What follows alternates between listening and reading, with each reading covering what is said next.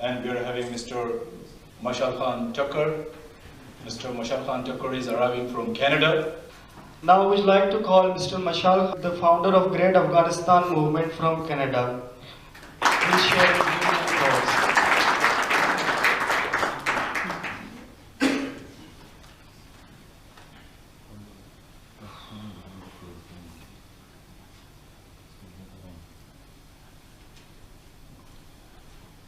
Ladies and gentlemen, first of all, on behalf of Great Afghanistan Movement and the Board of Directors of the Voice Times, let me thank all the organizers and participants of today's event. It is a great honor for me to be here with you in this great meeting.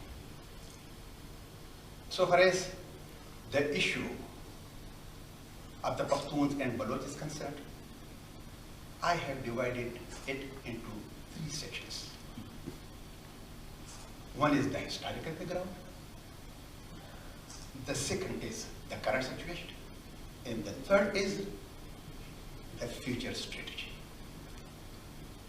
So far as the historical background is concerned, the Pukhtuns and Baloch, they have been living side by side for thousands of years on their own respective lands in thin and thick times, just like brothers.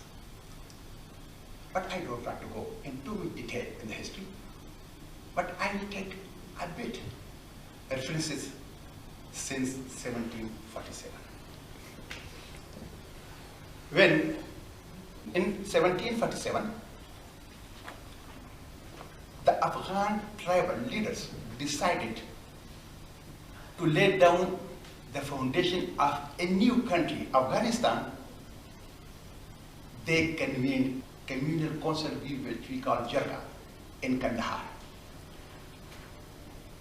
But excluding to all Afghan leaders, there was another person who had also been invited in their Jarga, and his name was Nasir Khan Noori, who was the leader of Baloch tribal at that time.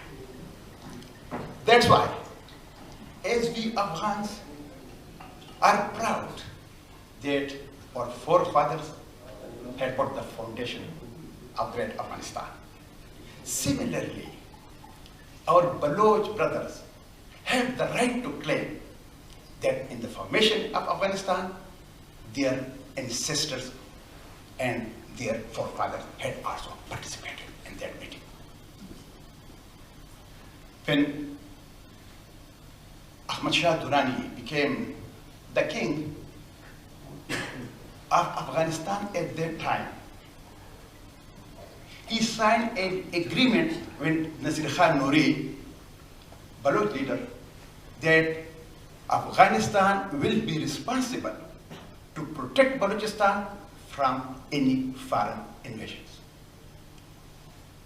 And when Ahmad Shah Durrani, when he was either invading Delhi in India or Mashal in Iran, the Baloch leader Nasir Khan Noori would give 9,000 Baloch fighters who had been fighting with their Afghan brothers side by side and shoulder to shoulder in those expeditions.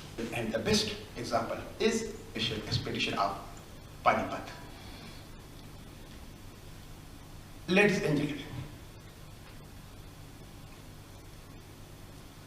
Afghanistan has always been very close in contact with our Baloch brothers. Later on, Ahmad Shah Durrani, the king of Afghanistan, married the niece of Nasir Khan Noori, the wife of Ahmad Yar Khan. She was the great daughter of Sayyid Jamaluddin Afghani. The wives of Akbar Bukti Shaheed and legendary Baloch leader Khair Bashmai are Pukhtuns. That's why we the Pukhtuns not only have the historical relations with our Baloch brothers, but we have the blood relation with each other as well.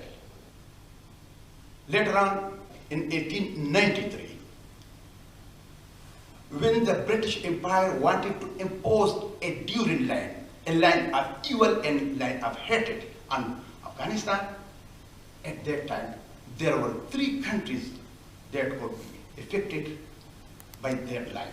Because Durin line divided the 3 boundaries of the 3 countries. That was Balochistan, Afghanistan, and British India. And according to international law of demarcating the boundaries between the adjacent countries, all the affected neighboring countries should have been invited and signed the agreement. But the British Empire deliberately sidelined Balochistan just to rule the Afghan territory from Durin land to Indus River. But when they signed the agreement, according to the international law, it was an error and it was null and void when it was signed. Ladies and gentlemen, in 1947, when the British decided to quit India but divided it into 2 dominions, Pakistan and India, at that time, Khan of Kalat, Ahmad Yar Khan, he wrote a letter to the last viceroy of British India, Lord Mountbatten. And he reminded him the agreement of 1837 between the Balochistan and British India, where the independent state of Balochistan had been recognized. To solve this problem, Lord Mountbatten called a meeting.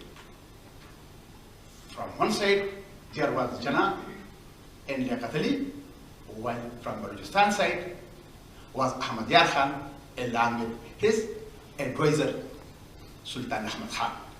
And Lord Mountbatten, he was the mediator. At that meeting,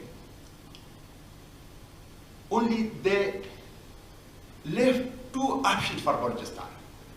One option for Balochistan was that if they want to annex or join Pakistan, it is okay. But if they want to continue their ex-treaty with Afghanistan, they have the right for that. But Ahmad Yar Khan, along with his other Baloch leaders, they decided that we want an independent Balochistan and don't want to annex with any other country. Ladies and gentlemen, on August 14, 1947,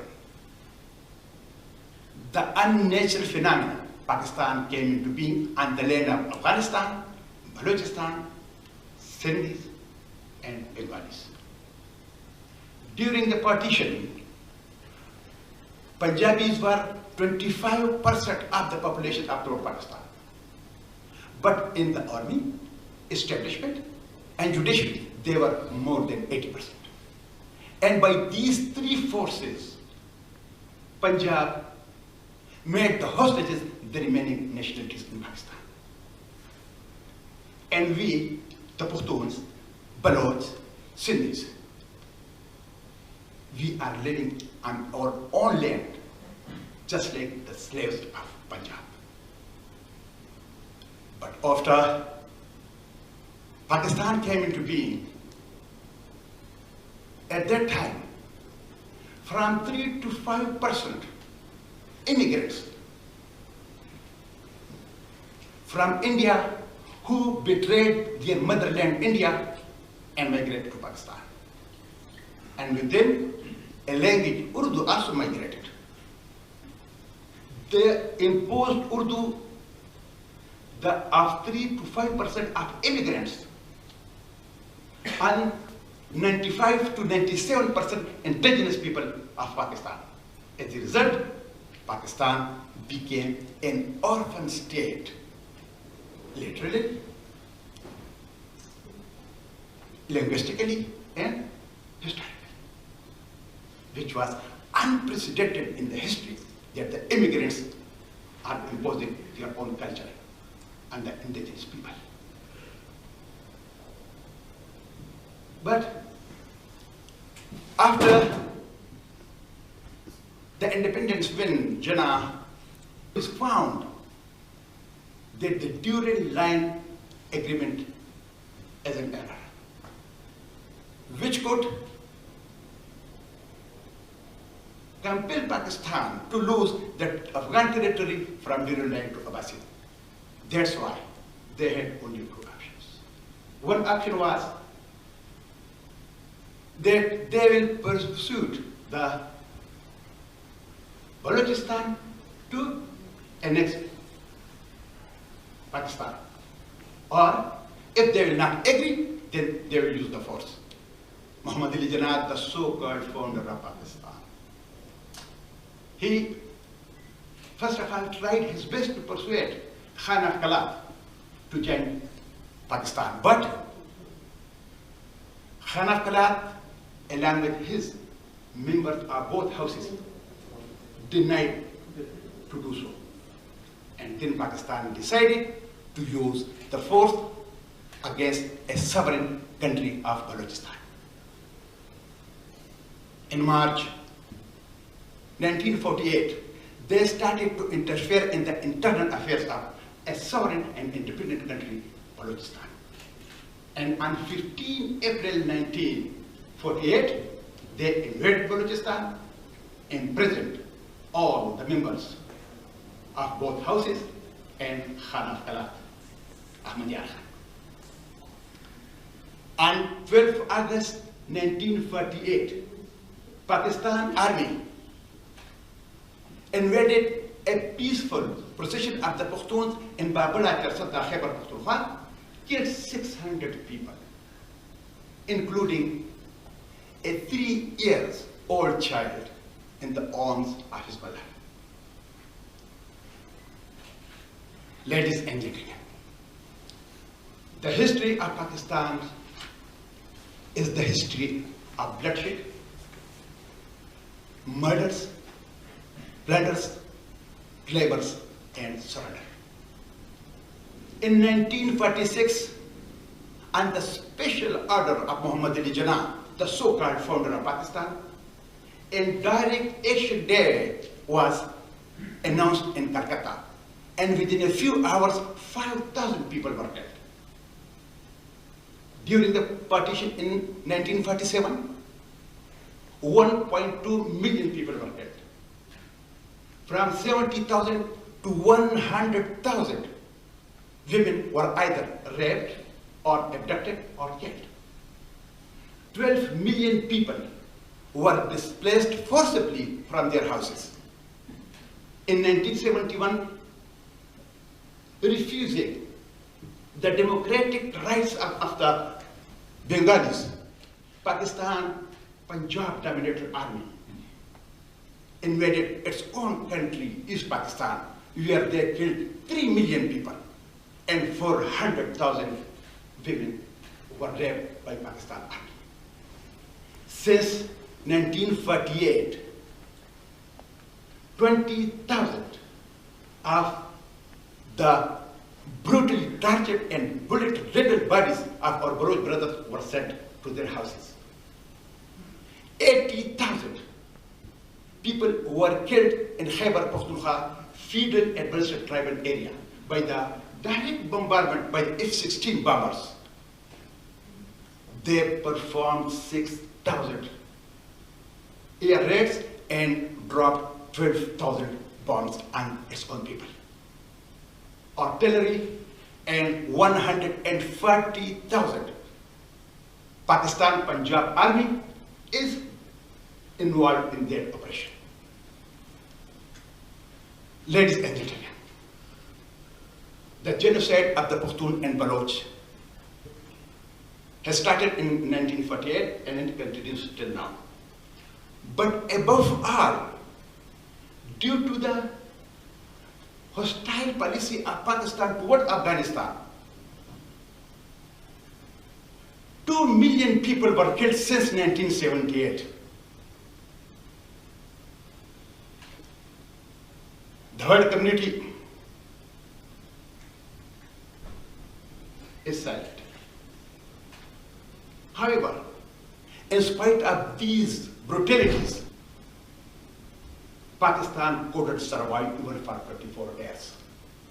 And in 1971, more than half Pakistan became Bangladesh, while the further disintegration is around the corner. The world community has committed 2 big blunders in the past, while the third blunder is around the corner. One blunder was in 1974, when the Netherlands government and other European intelligence organizations found that there was a thief who was stealing the uranium enrichment technology from Netherlands, and his name was Abdul Qadir Khan. The Netherlands government decided to arrest him, but CIA was also on the board. And CIA told Netherlands government, don't touch him. We want to follow him where he goes. But when in 1975, he was in Pakistan and met with the then Prime Minister of Pakistan, Zulfikar Ali Bhutto. After that meeting, Zulfikar Ali Bhutto announced that we will eat grass but make atomic bomb. That's why that was one of the biggest blunder committed by CIA to let a thief, Dr. Abdul Qadir Khan, go. The second blunder was in 1979, when the world community had been waiting till last time that the Shah of Iran, the king of Iran, Raza Shah Pahlavi, will handle the situation properly. But as a result, the fundamentalists who came into power at that time, now the threat for the peace of the two of the world. And the third blunder is around the corner, which is Pakistan. But if the same scenario will take place in Pakistan as it took place in 1979 in Iran, the world community must know that Iran was not a nuclear power, but Pakistan is a nuclear power. And then the world community will also be responsible for the devastating consequences when these fundamentalists will come in Pakistan, because throughout the society, including the army of Pakistan, are completely radicalized. The world community, especially United States of America and UK, have been helping Pakistan since 1947 economically, militarily, and financially. And Pakistan has been using that aid to crush the Pukhtuns, Baloch, Sindhis, and minorities. Only America has given $67 billion, where the public opinion is more than 85% are against America, and they think America is our enemy. Now Pakistan is preparing to play another dirty game in our region. They want to be a part of the bloc of China and Russia against the peaceful world community. But their coalition is natural, because Russia has also occupied the Ukrainian land, Crimea, and Pakistan has also occupied the land of Balochistan and the land of Afghanistan. That's why both of them, Russia and Pakistan, are on the same page.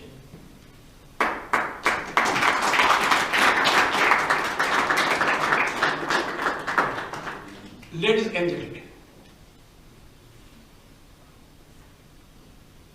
now it is the moral obligation of the world community. Now it is the moral responsibility of the world community to help the Baloch and Pukhtuns to get rid of Pakistan, because we don't want to be a part of their terrorist, fundamentalist, and occupying state of Pakistan. Stephen Cohen, an American writer, says that Pakistan is going down to the road of disintegration and no one can prevent it from it. Even if United States of America wants it to protect Pakistan, but even then, Pakistan will be going to the path of disintegration. Now, Pakistan is blackmailing the world like North Korea that I have atomic bomb. But the world community must also know that former Soviet Union had 40,000 nuclear warheads with 3 million regular army. But no one could prevent former Soviet Union from disintegration, and one country became 15 countries. The atomic bomb in the hand of Pakistan, like a grenade in the hand of monkey, who can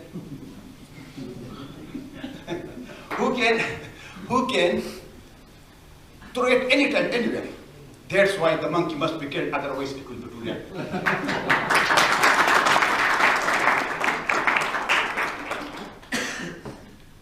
We, the Pukhtuns, want to get rid of Pakistan and annex our motherland, Afghanistan. We fully support our Baloch brothers for their independence from Pakistan. Now I want to give a message to my Baloch and Pushtun brothers. We are at war anyway. We are giving a lot of sacrifices of our kids, of our brothers, sisters. Let us fight a final war to get rid of Pakistan and make it a part of history.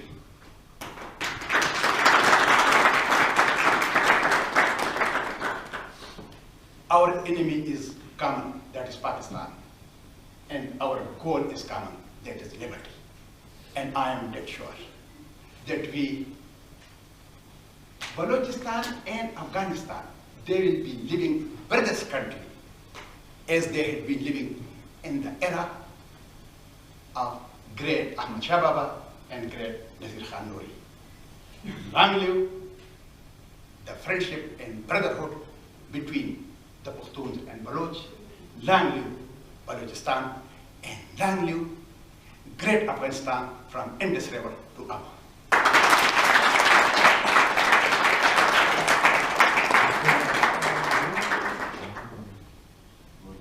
Thank you so much, Mr. Mashal Khan, for the memorable speech for today.